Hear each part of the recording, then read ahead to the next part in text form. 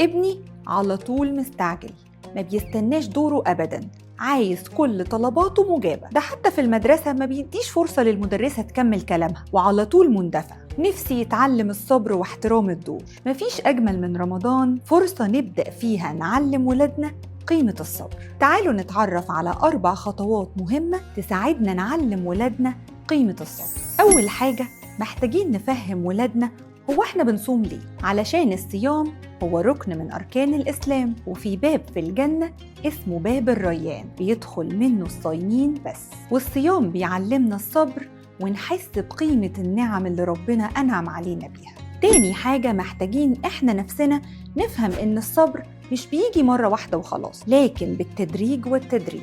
يعني مع الطفل الصغير محتاجين ندرج وقت الصيام، فنبدأ مثلاً بالصيام للظهر وتاني يوم بالصيام للعصر وهكذا. تالت حاجة، نشرح لأولادنا فكرة صيام الجوارح، إن مش بس بطننا بتصوم عن الأكل والشرب، ده كمان عينينا وإيدينا ولساننا وكل جوارحنا بيصوموا في رمضان. ومن هنا لازم نفكرهم دايماً بإننا نتحكم في أعصابنا ونفتكر تحدي السكينة. طب لو جه ابني وقال لي ماما أنا هفطر دلوقتي حالاً مش قادر أكمل صيام، بدل ما هدده وأقول له لو فطرت هتاخد سيئات كتيرة وهتخش النار، أشجعه وأقول له أنا عارفة إنك تعبت وحاسة بيك جدا، لكن أنت عارف أنت صمت كام ساعة لحد دلوقتي وفاضل ساعتين بس على الفطار، وقد إيه أنت صبرت وعداد الحسنات شغال. تعال نفكر مع بعض إزاي نشغل وقتنا اللي فاضل لحد أذان المغرب. تعال نقرأ قرآن مثلا، أو نعمل مع بعض حاجة في المطبخ، ونفكر مع بعض أنا وهو إيه الأفكار اللي تخليني ما أحسش بالعطش